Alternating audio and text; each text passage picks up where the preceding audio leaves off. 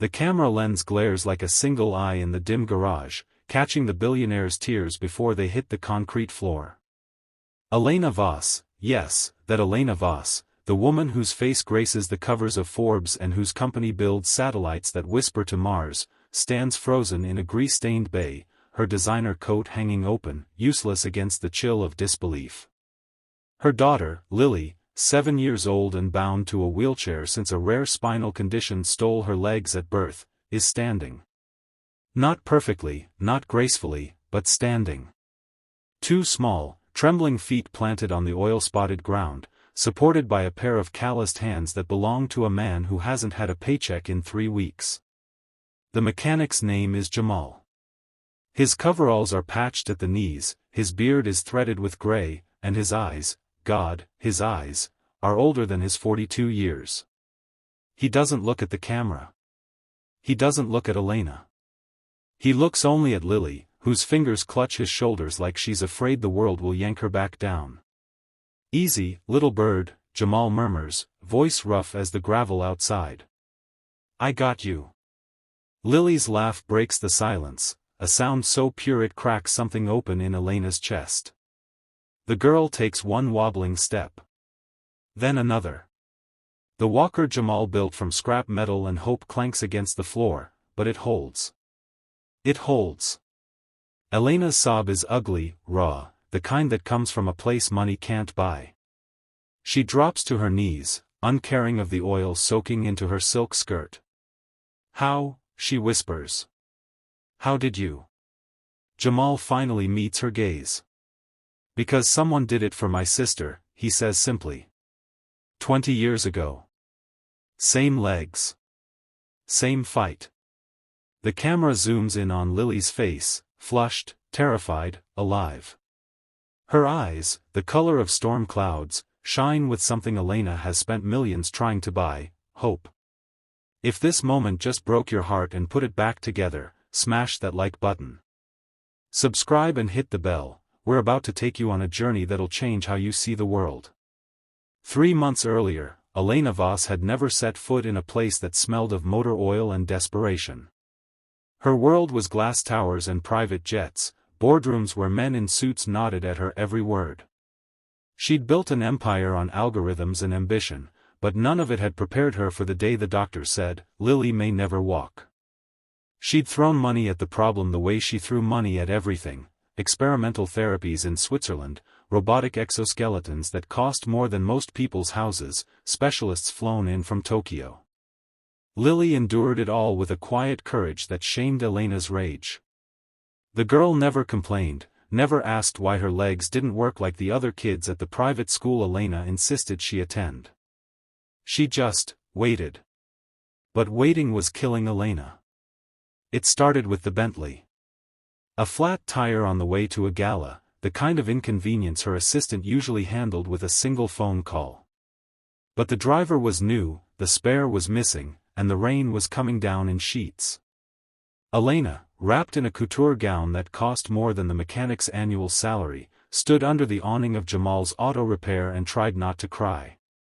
Jamal emerged from the bay wiping his hands on a rag that had once been red. He took one look at the car, one look at Elena's face, and said, "Won't take but 20 minutes, ma'am. You can wait inside if you want."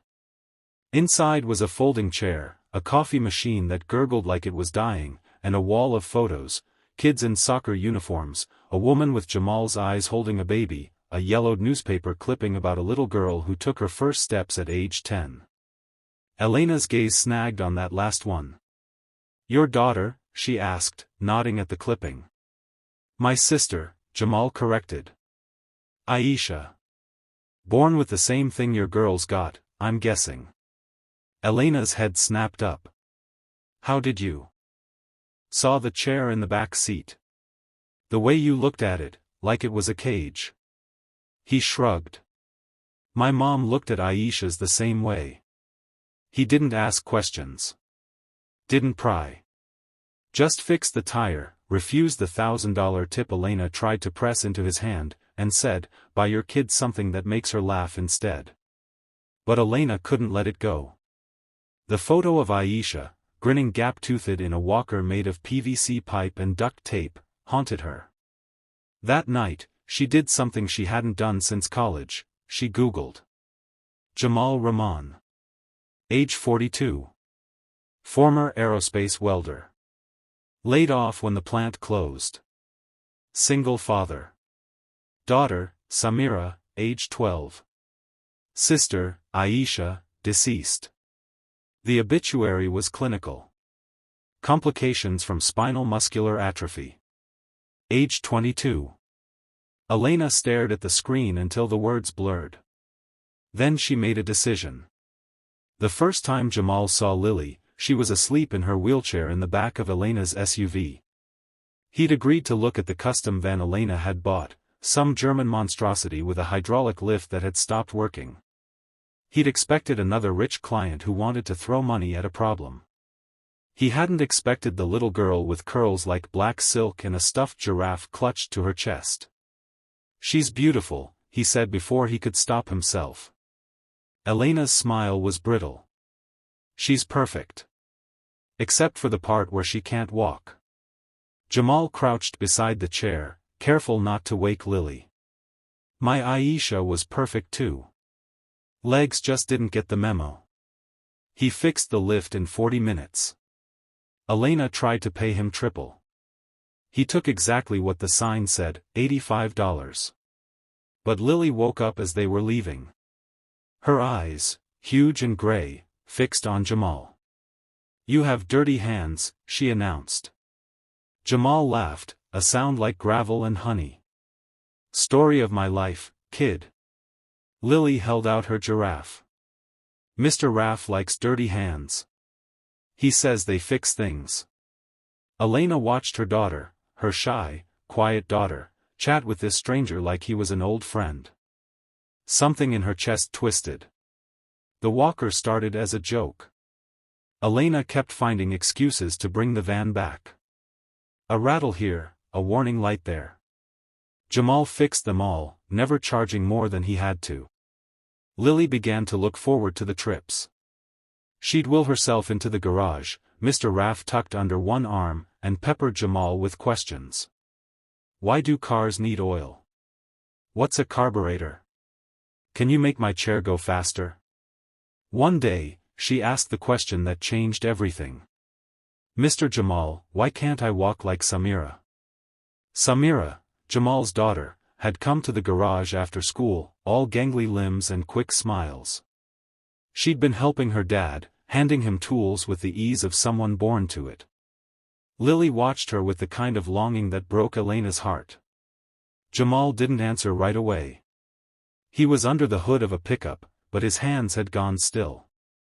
Finally, he said, "Because your legs are waiting for the right story, little bird." Aisha's took 10 years to find theirs. That night, Elena couldn't sleep. She sat in Lily's room, watching her daughter sleep, and made a call. "I want to fund a foundation," she told her assistant. "For kids like Lily. Adaptive equipment. Therapy. Whatever it takes." But the foundation felt distant.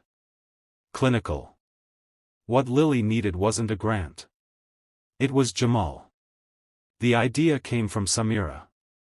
She'd been helping her dad salvage parts from a junked mobility scooter when she found the frame, lightweight aluminum, perfect for a child. "Dad," she said, "what if we built Lily something? Like the one you made Aunt Aisha?" Jamal had sworn he'd never build another walker. The memories were too sharp, Aisha's tears when the first prototype collapsed, the way she'd screamed when physical therapy pushed her too hard. But Samira's eyes were bright with possibility, and Lily. Lily deserved better than the clunky hospital-issued monstrosity she hated. They worked in secret. After the garage closed, when the streets were quiet and Samira should have been doing homework.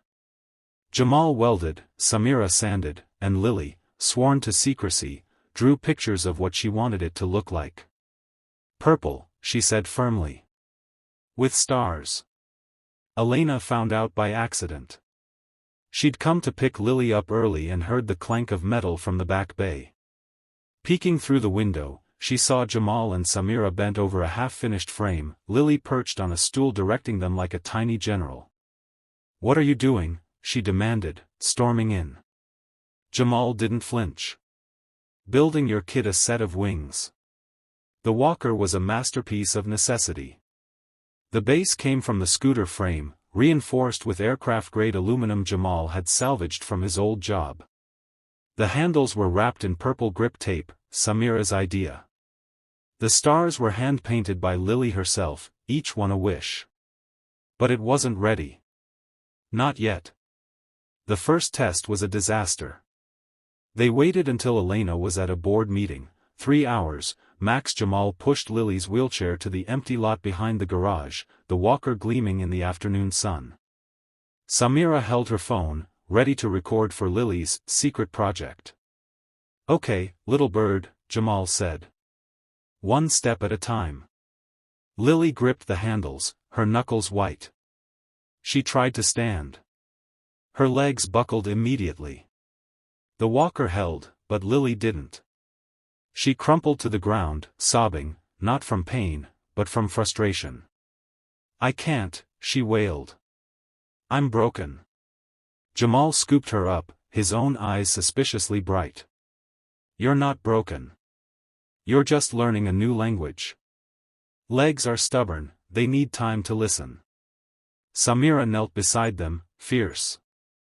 "We'll make it lighter. Stronger. Whatever it takes." Elena arrived to find her daughter asleep in Jamal's arms, the walker dented but intact. She didn't say a word. Just took Lily home and cried in the shower until the water ran cold. The second test was better. They'd added springs to absorb Lily's weight, adjusted the height, padded the knee supports. This time, Lily managed 3 steps before her legs gave out. 3 steps. Elena watched from the doorway, her heart in her throat. But 3 steps weren't enough. Not for Lily, who dreamed of running. Not for Elena, who'd started to believe miracles might be real. Jamal refused to give up. He worked nights, fueled by coffee and grief. Samira skipped her school dance to help. Lily practiced in secret, pushing herself until her arms shook. The breakthrough came from an unlikely source, Aisha's old therapy notes. Jamal had kept them in a shoebox, yellowed and worn. One page detailed a technique called dynamic weight shifting, essentially tricking the body into remembering how to balance. It required a partner, patience, and a ridiculous amount of trust. Jamal became that partner. Every evening after the garage closed, he'd lift Lily from her chair and hold her upright, letting her feel the ground beneath her feet. At first, she could bear her weight for seconds. Then minutes. Her legs, thin and pale from disuse, began to remember. Elena watched it all, torn between hope and terror. What if Lily fell? What if this was just another false dawn? But Lily didn't fall. Not anymore. The final test was supposed to be private. Just Jamal, Samira, Lily, and the walker in the garage after hours. Elena had been banned, too much hovering, Jamal said. She'd reluctantly agreed, pacing her penthouse until her assistant threatened to sedate her. What she didn't know was that Samira had other plans. The 12-year-old had been filming everything, Lily's tears, Jamal's quiet encouragement, the slow, painful progress. She'd edited it into a video, raw and real, and uploaded it to a new YouTube channel called Lily's Wings. The title, "Can a Broken Walker Fix a Little Girl's Dreams?" By the time Elena discovered it, the video had 10,000 views. Then 100,000. Then 1,000,000. Comments poured in. "This man is an angel. I'm a physical therapist, this technique is genius. Where can I donate?" Elena stormed into the garage, ready to shut it all down. Privacy. Safety. Control. But then she saw Lily. Her daughter was walking. Not perfectly, her gait was uneven, her hands white-knuckled on the walker, but she was moving across the garage floor under her own power. Jamal walked backward in front of her, his hands outstretched, tears tracking through the grease on his cheeks. "Look at you, little bird," he whispered. "Look at you fly." Lily's laugh was breathless, triumphant. She took one more step. Then another. Until she reached Jamal and collapsed into his arms, sobbing with joy. Elena's knees buckled. She hit the floor, uncaring of the camera Samira had hidden in the corner. The footage would later go viral, the billionaire heiress weeping as her daughter took her first steps in a poor mechanic's garage. But in that moment, none of it mattered. The aftermath was chaos. Reporters camped outside the garage. Elena's PR team scrambled to control the narrative. Offers poured in, book deals, movie rights, sponsorships. Jamal wanted none of it. "I fix cars," he said when a news crew shoved a microphone in his face. "And sometimes, I fix people. That's all." But Lily's foundation, now fully funded and then some, became a reality. The first grant went to a little boy in Chicago who needed a custom wheelchair. The second to a girl in Lagos whose family couldn't afford therapy. Jamal refused to take a salary. Instead, he asked for one thing: a corner of the new facility where he could teach other mechanics how to build adaptive equipment from scrap. "Not everyone's got a billionaire mom," he said. Elena tried to give him everything: a new garage, a house, college funds for Samira. He took only what he needed to keep the lights on and sent the rest back. The walker hangs in the foundation's lobby now, purple paint chipped but stars still shining. Next to it is a plaque. For Aisha. For Lily. For every child waiting for their story to begin. 6 months later, Lily runs. Not far, not fast, but she runs, across the grass in the park, Jamal chasing her with Samira on his shoulders.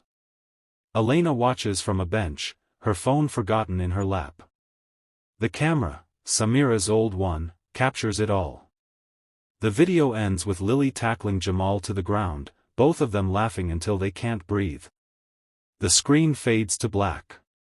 White text appears. If this story moved you, like, subscribe, and share it. Because every child deserves wings. See you in the next one. Below, in smaller letters. In loving memory of Aisha Rahman. Who taught us all how to fly.